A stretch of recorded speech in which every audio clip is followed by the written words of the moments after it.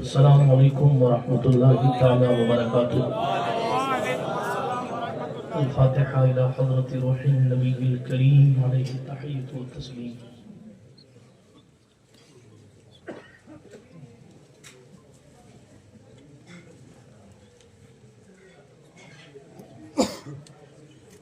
صلی اللہ تعالی علی خیر خلقہ ونور عرشہ وزینۃ فرشہ سیدنا ومولانا محمد وعلى آلہ وصحبہ اجمعین برحمتک یا ارحم الراحمین بحق لا الہ الا اللہ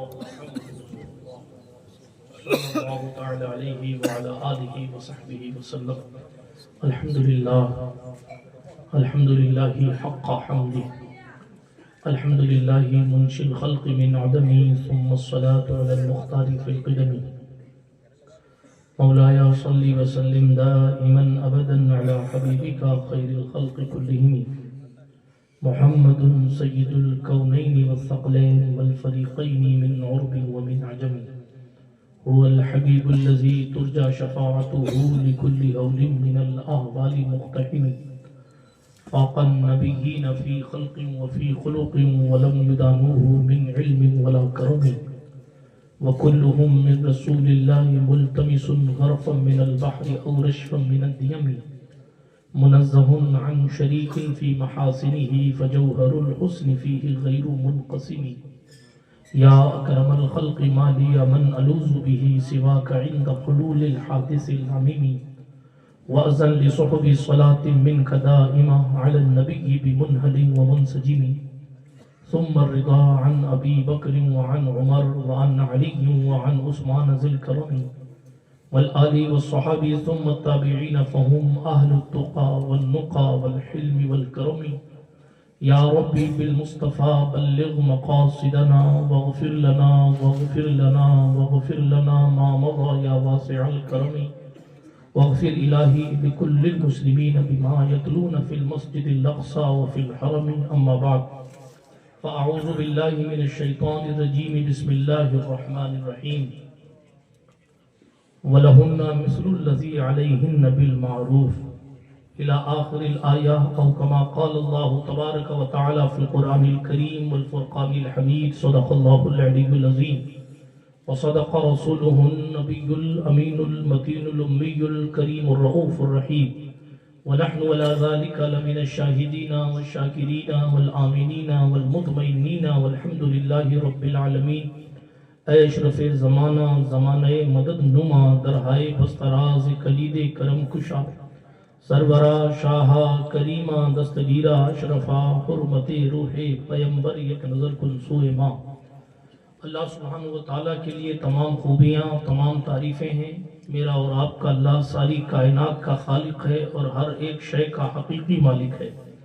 جس کو چاہتا ہے عزتیں رفعتیں بلندیاں دیتا ہے، ہدایت سے نوازتا ہے، ولایت کی منزلیں عطا فرماتا ہے، نبوت کا مقام دیتا ہے، رسالت کے درجے نصیب فرماتا ہے.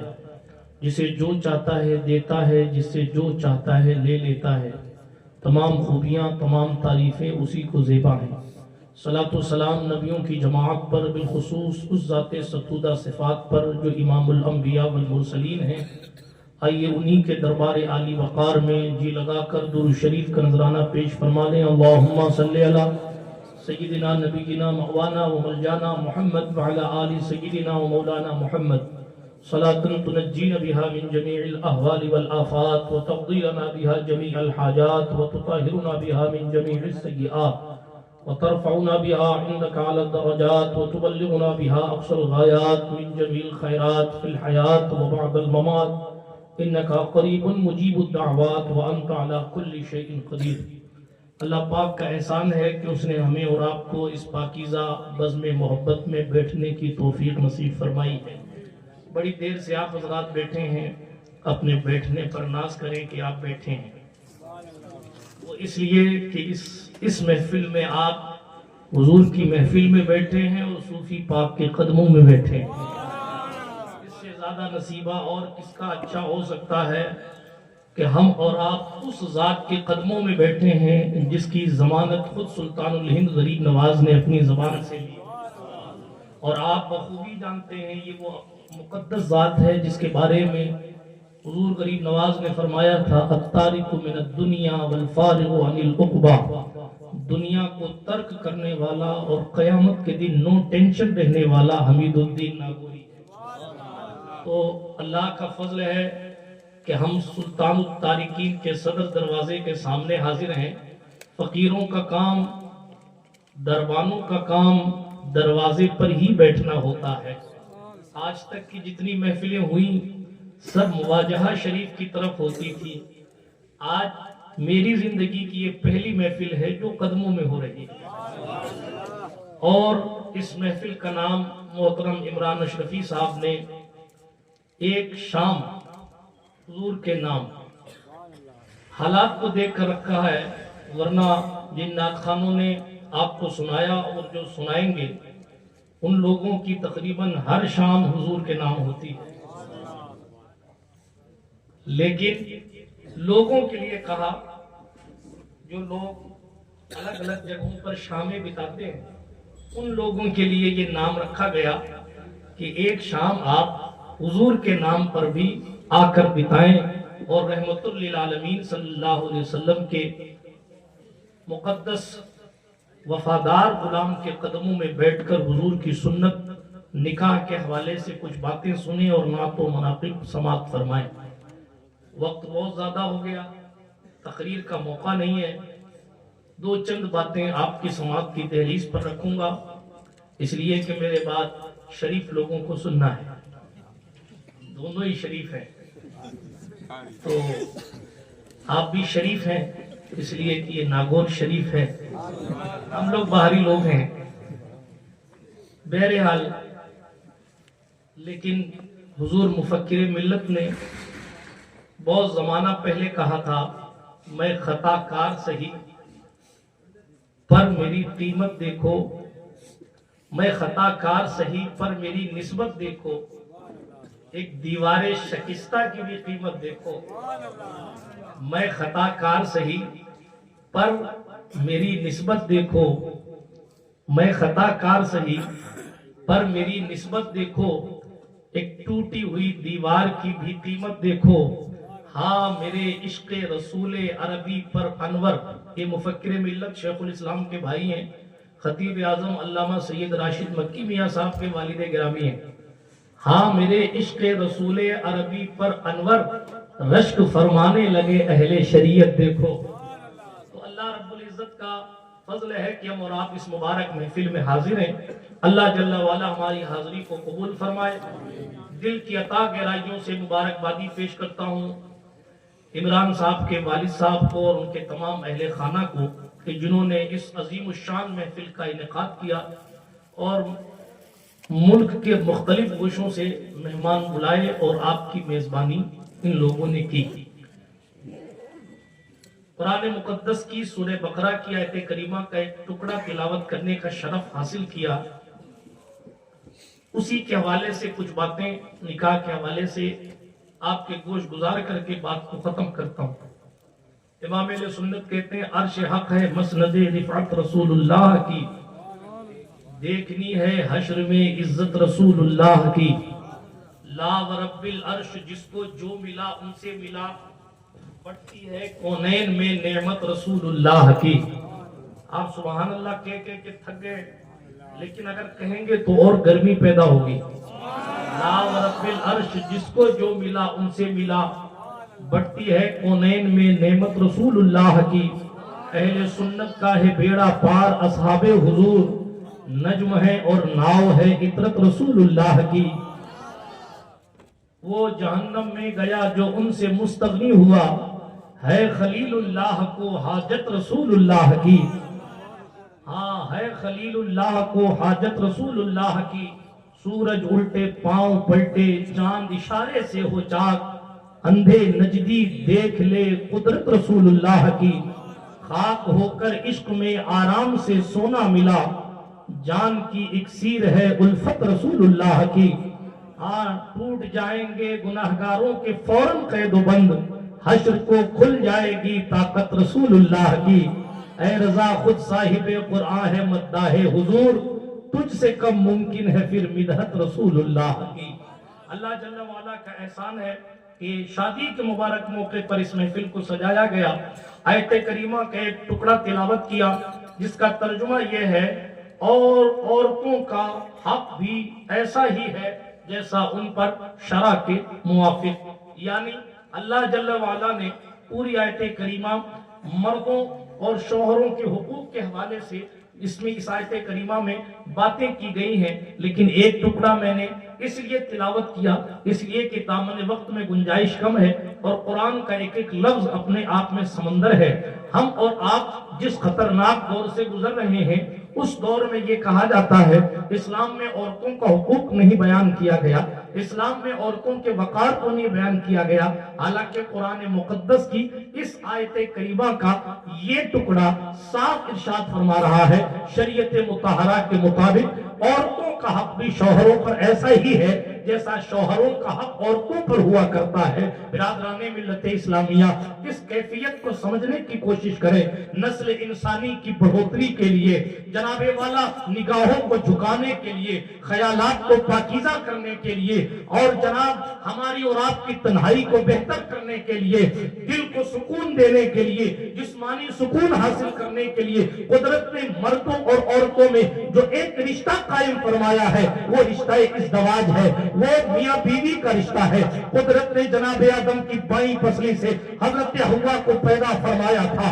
دنیا میں بھائی بھائی کا رشتہ پہلا رشتہ نہیں ہے، دنیا میں باپ بیٹے کا رشتہ پہلا رشتہ نہیں ہے، دنیا میں ماں بیٹے کا رشتہ پہلا رشتہ نہیں ہے، دنیا میں انسانیت کے لحاظ سے سب سے پہلا جو رشتہ ہے وہ شوہر اور بیوی کا رشتہ ہے۔ سرکار آدم کی بائیں پسلی سے سرکار حوا کو پیدا کیا گیا تھا اور قدرت نے ان دونوں کے درمیان جو اس کی شان کے لائق ہے نکاح فرمایا، نکاح کروایا۔ اور آپ نے بارہا یہ سنا ہے کہ جب بات مہر کی ادائیگی کی آئی، جناب آدم نے حضرت حوا کو جنت میں جب دیکھا، عورتیں بازار میں گھومنے کی چیز کا نام نہیں ہے، عورتیں بے پردہ نچوانے والی چیز کا نام نہیں ہے، یہ میڈ ان ایپل چائنا یا جاپان نہیں ہے، عورت تو میڈ ان جنت پروڈکٹ کا نام ہے۔ قدرت نے جناب آدم کی بائیں پسلی سے عورت کو جنت میں پیدا کیا۔ عورت کا تقدس والا ہونے کے لیے اتنا کافی ہے کہ اس کو قدرت نے جنت میں پیدا کیا۔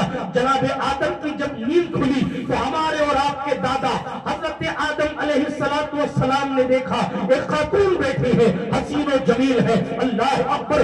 اللہ رب العزت نے جو احساسات اور جو جذبات رکھے تھے اس کے پیش نظر جناب آدم نے آگے بڑھنے کی کوشش کی۔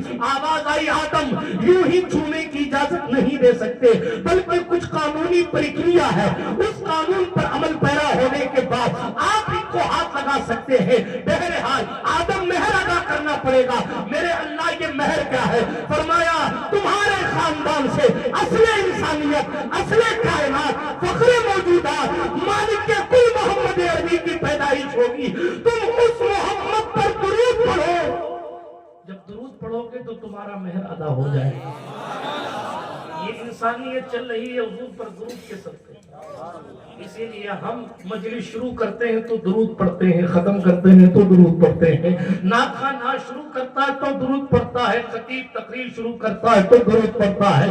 ہمارے یہاں اس لیے درود کا کانسیپٹ ہے کیونکہ قدرت نے انسانیت شروع فرمائی تو آدم سے درود پڑھوایا۔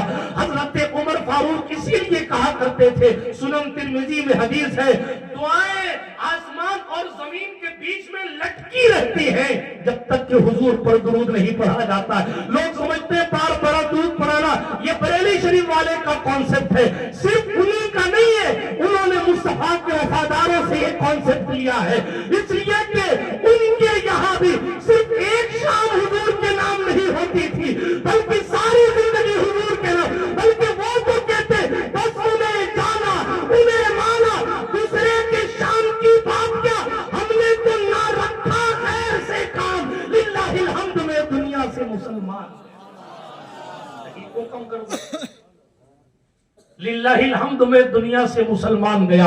برادران ملت اسلامیہ، مہینہ بھی اس ذات کا ہے جس کی زندگی کا لمحہ لمحہ حضور کے نام تھا، جس کو ہم حضرت صداقت کے تاجدار، یار مزار، یار غار، جانشین مصطفیٰ، رازدار مصطفیٰ، ہم مزاج مصطفیٰ، مزاج شناس مصطفیٰ، جانشین مصطفیٰ، حضرت سیدنا عبداللہ ابن عثمان المعروف ابو بکر صدیق رضی اللہ تعالیٰ عنہ، جو فرمایا کرتے تھے، کیا میں بتاؤں کیا کہتے تھے کیا چھوڑتے؟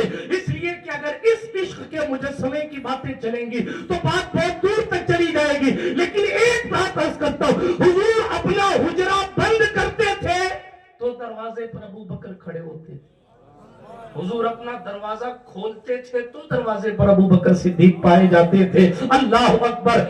ایک شام حضور کے نام نہیں تھی بلکہ لمحہ لمحہ حضور کے نام تھا، لیکن حالات چونکہ ایسے بن گئے ہیں کہ ہمیں ایسے ٹاپک دینے پڑتے. جس نے بھی دیا ہے اس کی فکر کو میں سلام کرتا ہوں کہ ایک شام کے لیے بلایا، کیونکہ لوگ جانتے ہیں شادیوں کے موقعوں پر لوگ رسول کا نام لینے سے بھی گریز کرتے ہیں، اس لیے یہ ٹاپک دیا گیا. شادیوں کے موقعوں پر بے حیائیاں عام ہو گئی ہیں، اس لیے محفل کا یہ نام رکھا گیا، اور یہ سمجھانے کے لیے شادی سرکار کی سنت ہے، اس لیے راتی جوگے بھی حضور ہی کے نام پر ہونے چاہیے.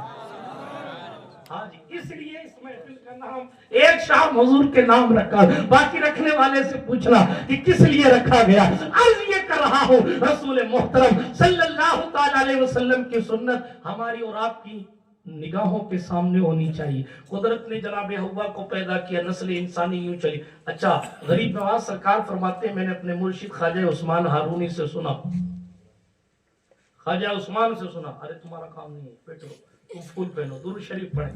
اللہم صلی علی سیدنا مولانا محمد وعلی آل سیدنا مولانا محمد طب القلوب ودوائها وعافیت الابدان وشفائها والنور الابصار وضیائها وعلی آلہ وصحبہ صلاۃ وسلام علیک یا رسول اللہ صلی اللہ تعالی علیہ وسلم. حیات ہیں آپ؟ ہاتھ اٹھا کر کے یا رسول اللہ. تو شریف بھائی بھی آگے ایک بار اور کہہ دو یا رسول اللہ. سبحان اللہ.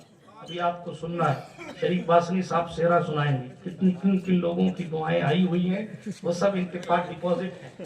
ابھی بتائیں گے کہ کن لوگوں کی دعائیں آئی ہیں اور کیا کیا لے کر کون آیا ہے، وہ سب ان کے پاس جمع شدہ ہے. ابھی وہ ان سے زیادہ حافظ توفیق صاحب جانتے ہیں، اس لیے ان کو لکھ کے دیتے ہیں.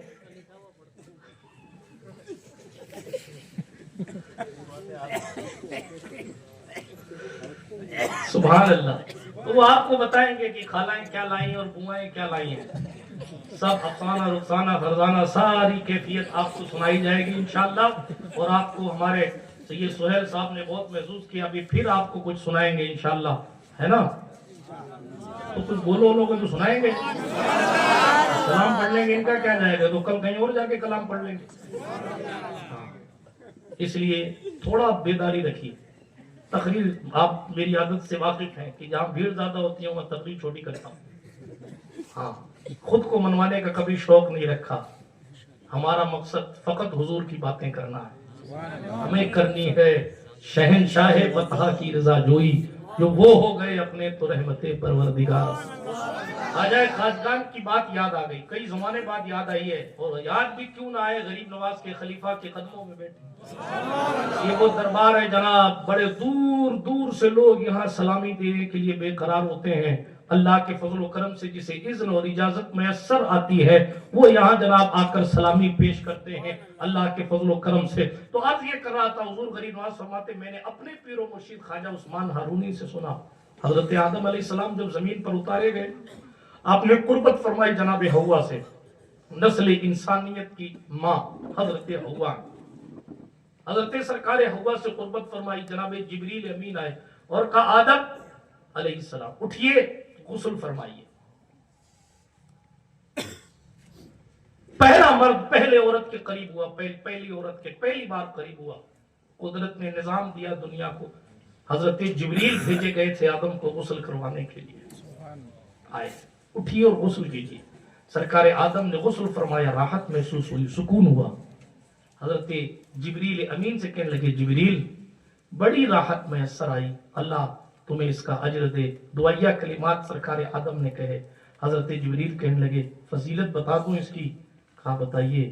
कहा ऐ आदम, आपके जिस्म पर जितने बाल हैं, सुभान अल्लाह, जिस्म पर जितने बाल हैं, अल्लाह रब्बुल इज्जत जल्ल मजदूल करीम उतने बाल के सदके, उतने बाल की तादाद के बराबर उतने साल की इबादत का सवाब आपको अता फरमाए। आपके जिस्म से इस गुस्ल के जितने पानी लगकर जितने कतरे जमीन पर गिरे हैं, हर कतरे के बदले अल्लाह सुब्हानहु व तआला एक फरिश्ता पैदा फरमाएगा और जो कयामत तक इबादत करते रहेंगे, जिसका सवाब आपकी नामे अमाल में लिखा जाता है। हजरत आदम अलैहिस्सलाम ने फौरन पूछ लिया, ये स्पेशलिटी मेरी है या मेरी औलाद को भी कुछ हासिल है? हाँ, वफादार बाप की शान यही होती है, मोहसिन बाप की शान यही होती है, मेरी औलाद को भी सवाब मिलेगा। सरकारे जिब्रील कहने लगे ए आदम, जो भी मुसलमान हलाल निकाह के बाद, हलाल कुर्बत के बाद इस तरह गुस्ल करेगा, उसको भी अल्लाह पाक हर बाल के बदले उतने साल की इबादत का सवाब अता फरमाएगा और हर कतरे कतरे के बदले फरिश्ते पैदा होंगे और कुदरत उसका सवाब उस गुस्ल करने वाले के नामाए आमाल में अता फरमाएगा। इतना कहना था कि गरीब नवाज का चेहरा बदल गया, चेहरे पर अल्लाह अकबर गम के आसार आए, आंखें अश्क बार होने वाली थी। फिर ख्वाजा खाजगान ने फरमाया, लेकिन जिब्रील ने यह भी कहा,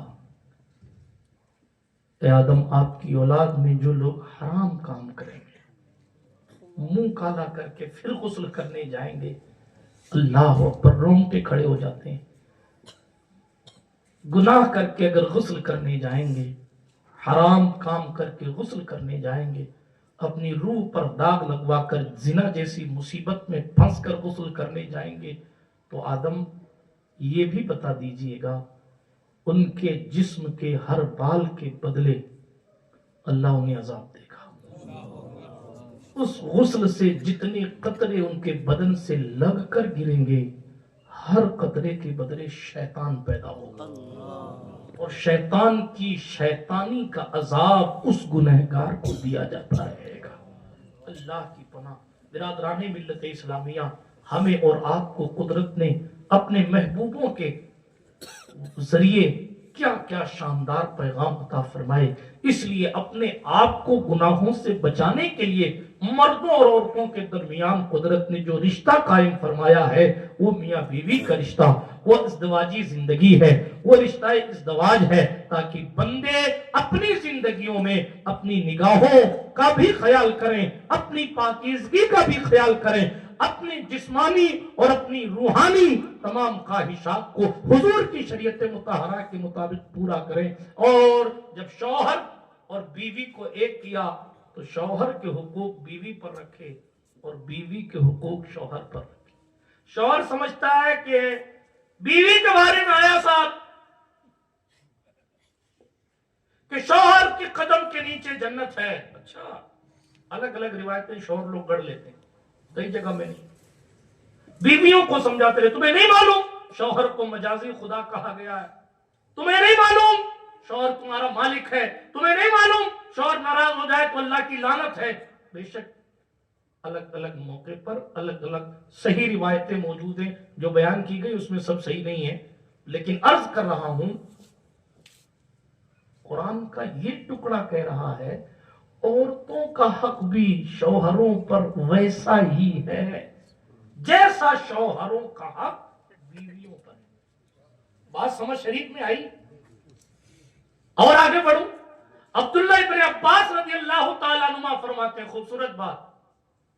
हजरत अब्दुल्लाह इब्न अब्बास फरमाते हैं, जिस तरह मैं अपनी अहलिया, अपनी बीवी से ये उम्मीद करता हूं कि वो मेरे लिए सज संवरे, तो मैं भी अपनी अहलिया के लिए खुद को संवारता हूं।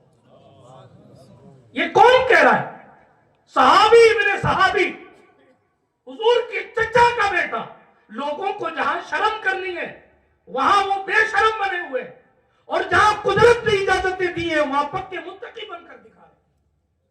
کنڈیشن یہ ہے الامان والحفیظ، دوسروں کے لیے تیار ہونا، عورتیں بھی خود کے لیے فخر سمجھ رہی ہیں، مرد بھی معاذ اللہ نہ جانے کس نیت سے سر میں لگا کر اور خود کو تیار کر کے اور خوبصورت بنا کر جا کے شادی میں خدا جانے کس طرح کا مجسمہ بنا پڑے گا۔ کس کے لیے آیا بھائی؟ فیصلہ تو قدرت کرے گی نیتوں کے مطابق، لیکن ہمیں کیا سمجھایا جا رہا ہے؟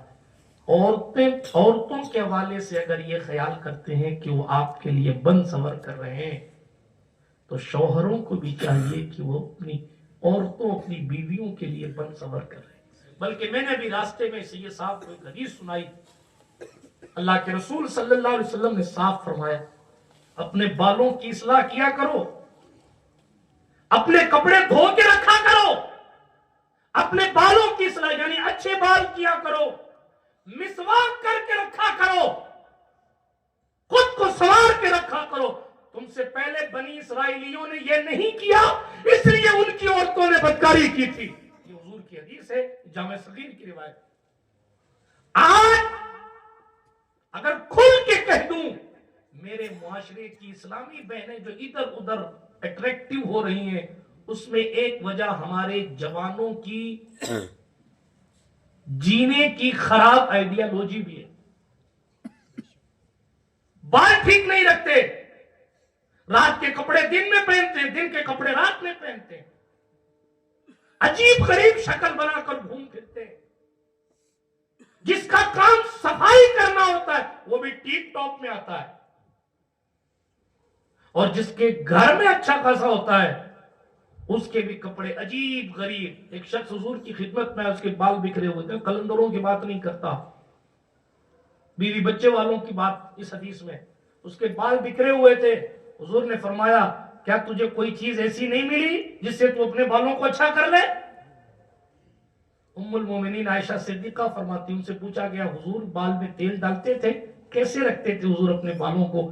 میری ماں عائشہ صدیقہ کہتی ہیں 2 دن نہیں گزرتے تھے کہ حضور اپنے بالوں کو میں تیل ڈال کر اس کو سنوار کے رکھتے۔ الحمدللہ۔ یہ سب کیوں بتا رہا ہوں؟ آج یہ ٹاپک کیا ہے؟ کہنے کا مقصد یہ ہے اپنے آپ کو اللہ رب العزت جل مجدہ الکریم کی رضا کے لیے صاف اور شفاف بنا کر رکھا کرے۔ دل اجلا رکھنے کے ساتھ ساتھ کپڑے بھی اجلے رکھا۔ ہر بندہ زندہ شاہ مدار نہیں ہوتا، اور بننا بھی نہیں چاہیے۔ ہر بندہ مخدوم اشرف جہانگیر سمدانی نہیں ہوتا، بننا بھی نہیں چاہیے۔ ہر عورت مائی خدیجہ نہیں بن سکتی ہے۔ ہاں، ان لوگوں کو قدرت نے خدا جانے بچپن ہی سے ایسی اسپیشلٹی عطا فرمائی ہے جن کی عظمتوں کو شریف بھی جھک کر سلام کرتے ہیں۔ برادران ملت اسلامیہ، حضور کے فرمانے کا معنی کیا؟ مسواک کے حوالے سے فرمایا، بال کے حوالے سے فرمایا، جی کپڑوں کے حوالے سے فرمایا۔ کیوں؟ تاکہ ایک دوسرے کو دیکھ کر آدمی کے دل میں محبت کے بجائے گھن پیدا نہ ہو جائے۔ جی آپ کو ایک حدیث اور سناؤں، مفہوم حدیث سناتا ہوں، بات چل پڑی ہے تو۔ اللہ کے رسول علیہ الصلوۃ والسلام نے ایک مقام پر یہ بھی فرمایا تھا جب قافلے سے آیا کرو، سفر کر کے آیا کرو تو رات میں شہر کے باہر ٹھہرا کرو۔ آپ شمیم صاحب، آپ کو نہیں کہہ رہا ہوں، حدیث شریف میں آیا، آپ تو باہر کہاں ٹھہریں گے، کہہ رہا ہوں باہر ٹھہرا کرو۔ وہ پرانا دور تھا، اس دور میں سرکار نے بولا باہر ٹھہرا کرو، صبح ہو جائے تب گھر میں آیا کرو۔ یہ حدیث شریف ہے، اس کی بہت سی وجوہات ہیں، مگر میں جس کانسیپٹ پر بات کر رہا ہوں اس کو سامنے رکھتے ہوئے عرض کروں، کسی کی بیوی کھلی ہوئے بال اور نیند میں ڈوبی ہوئی کیفیت اور عجیب غریب نیند سے جو ہے وہ متاثر چہرہ لے کر کسی کے سامنے آئے، اس کے دل میں محبت بڑھے گی نہیں۔ بات سمجھ آئی آپ؟ اس لیے رسول محترم صلی اللہ علیہ وسلم نے کیا خوبصورت قانون دیا ہے۔ جی صبح کو عورتیں بال ٹھیک کر لیں گی، اپنی کیفیت اچھی کر لیں گی، وضو کر کے فجر پڑھ لیں گی، تب آدمی گھر میں داخل ہوگا، تو اس کے دل میں اللہ اکبر رسول محترم صلی اللہ علیہ وسلم کی تعلیم کے مطابق اس کے دل میں اپنی بیوی کے لیے نفرت نہیں بلکہ مزید محبت کا چراغ روشن ہوگا۔ اسلام نے ہر چہار جانب سے ہماری حفاظت کی ہے اور خوبصورت قوانین دیے ہیں، مگر افسوس ہے کہ ہم اس کو پڑھنا نہیں چاہتے، پڑھتے ہیں تو اس پر عمل نہیں کرنا چاہتے۔ سمجھانا مقصود یہ ہے، کوئی کسی کے چہرے کو اچانک دیکھتا ہے تو ظاہر ہے، اور آسان کروں، مسواک فرمایا، کئی ایسے جن کے دانت دور سے دیکھتے، دور والے بھی کہتے بھائی دور ہی رہے، اللہ معاف کرے۔ کیوں؟ گٹکا کھا کھا کے، باپو کے گجراتی میں ماوا کھا کھا کے ایسے دانت کر لیے کہ ان کا قدرتی کلر ہی بدل گیا۔ جو اللہ پاک نے جس کلر میں دانت عطا فرمائے تھے اس کا بدل گیا بالکل ہی کلر۔ کسی کا کون سا کلر ہو گیا، کسی کا کون سا کلر ہو گیا، یہ دانتوں کا حال۔ اللہ معاف کرے، نعوذ باللہ من ذالک، گٹکے اور تمباکو کی وجہ سے دور تک منہ سے بدبو آتی ہے، اسی میں منہ میں گٹکا لے کر کے بات کرتے ہیں۔ یہ محبت بڑھانے کے طریقے ہیں۔ سرکار نے فرمایا مسواک کر کے جائے گا۔ جو قوم برش ہی نہیں کرتی ہفتے ہفتے بھر، مسواک تو 2.5 فٹ دور رکھتے ہیں۔ اللہ اپنی زندگیوں میں حضور کی سنت کی ایک ایک سنت کی اہمیت کو سمجھیے۔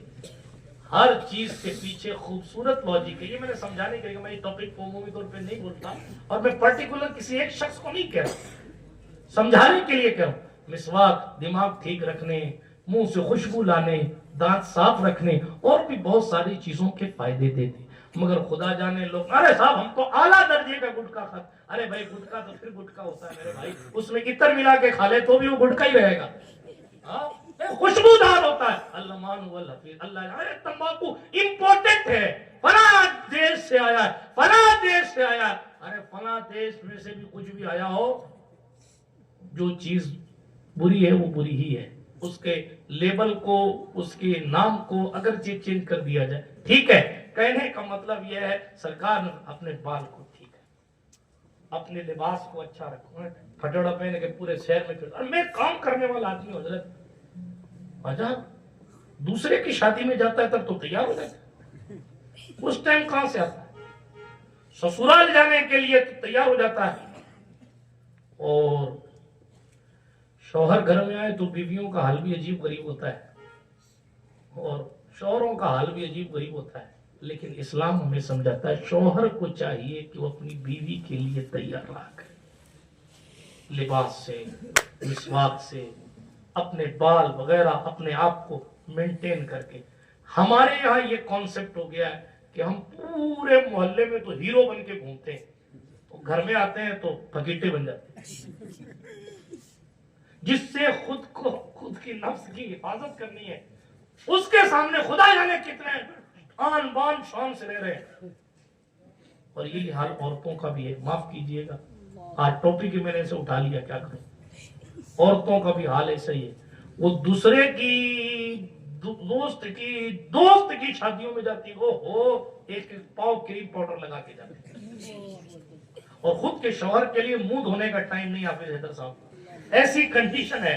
الامان والحفیظ کہنے کا معنی اور سمجھانے کا مطلب یہ ہے، ہمیں جو اسلام نے کانسیپٹ دیا ہے، اور رشتہ جو بھی برقرار رہے گا اس کے لیے ایک دوسرے کے حقوق کو پہچاننا ضروری ہے۔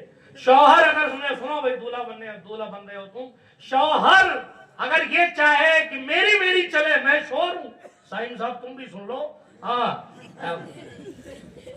ایسا نہیں تمہارے لیے کوئی قانون الگ ہے۔ شوہر جن کی ہو چکی وہ بھی سن لیں، جن کی ہونے والی وہ اور جلدی سن لیں۔ شوہر صرف یہ نہ سوچے میں صاحب میرا درجہ اعلیٰ ہے، مجھے حاکم بنایا گیا ہے لہذا میری چلے گی، اس کی کچھ نہیں چلے، یہ بیوقوفی ہے۔ بات سمجھ آئی؟ ام المومنین عائشہ صدیقہ کہتی ہیں مختار کائنات حضور صلی اللہ علیہ وسلم خود کبھی کبھی گھر کا کام کر لیا کرتے ہیں، جس کے تلووں کو جبریل چومتے ہیں وہ تو کچن میں گھر کا کام میں ہاتھ بٹانے کے لیے آ گئے، اور جس کو کتا بھی نہیں پہچانتا وہ کہتا ہم تو مرد ہیں، ہم جائیں گے اپنی بیوی کا ہاتھ بٹانے، ہم کچن میں جائیں گے۔ سرکار عائشہ پاک فرماتی ہے میرے محبوب کی شان تو یہ تھی وہ اپنی جوتیاں جس کے بارے میں ہم اور آپ مچل مچل کے کہتے ہیں جو سر پہ رکھنے کو مل جائے نالے پاک حضور تو کہیں گے کہ تاجدار ہم بھی ہیں. عائشہ صدیقہ فرماتی ہے بسا اوقات ایسا بھی ہوتا تھا کہ حضور اپنی نالین پاک کو خود صاف کر کے اور کہیں سے بظاہر پھٹ جائے تو خود ہی سی لیا تھا اور ہم پروٹوکول میں الجھے ہوئے. اس لیے اس چیز کا احساس کیجئے کہ ہماری اپنی حیثیت کیا ہے. شوہروں کو چاہیے کہ وہ بیویوں کے حقوق کا خیال کریں اور بیویوں کو چاہیے کہ وہ شوہروں کے حقوق کا خیال کریں. اور شوہر کو بالخصوص آخری بات عرض کروں شوہر کو بالخصوص یہ چاہیے وہ بردباری دکھائے, برداشت کا مادہ دکھائے, طاقت اور زور آوری کی کوشش نہ کرے. یہی ہمارے سرکار کا فرمان ہے اور یہی احادیث کا مفہوم ہے. باتیں تو بہت کچھ کی جا سکتی ہیں مگر اے رضا ہر کام کا ایک وقت ہے. دل کو بھی آرام ہو ہی جائے گا. گفتگو کا لب لباب یہ ہے عورتوں کا بھی شوہروں پر حق ہے جیسا کہ شوہروں کو عورتوں پر حق حاصل ہے. اللہ پاک ہمیں اور آپ کو حضور صلی اللہ علیہ وسلم کے صدقے و طفیل وفادار بنائے. جو شادی شدہ ہیں اور جو ہونے والے ہیں اللہ تمام جوڑوں کے درمیان محبتیں پیدا فرمائے. گفتگو کے درمیان کوئی جملہ غیر شرعی نکل گیا ہو تو اللہ پاک معاف فرمائے. استغفر اللہ تعالی ربی من کل ذنب واتوب الیہ. اشہد ان لا الہ الا اللہ وحدہ لا شریک لہ واشهد ان سيدنا محمدا عبده ورسوله. سبحانك لا علم لنا الا ما علمتنا انك انت العليم الحكيم. واخر دعوانا ان الحمد لله رب العالمين. ماہ مدینہ اپنی تجلی عطا کرے. یہ ڈھلتی چاندنی تو پہر دوپہر کی ہے. السلام علیکم ورحمۃ اللہ وبرکاتہ.